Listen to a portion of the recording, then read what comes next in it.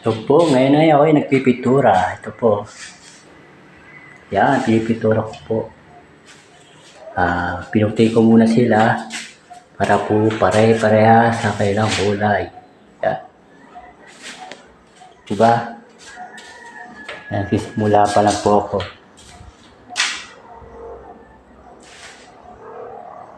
Yan. Minasili ko muna po gawa ng marami sira. Ni-repair ko po. Tapos ko na po pagpipinta. Ito na po. Product ko yan. Ay, nice ko na po.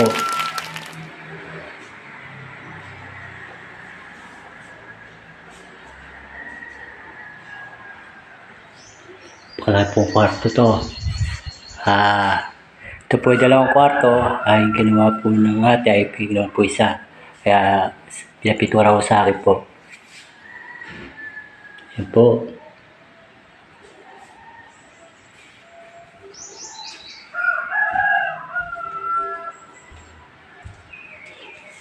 Yan.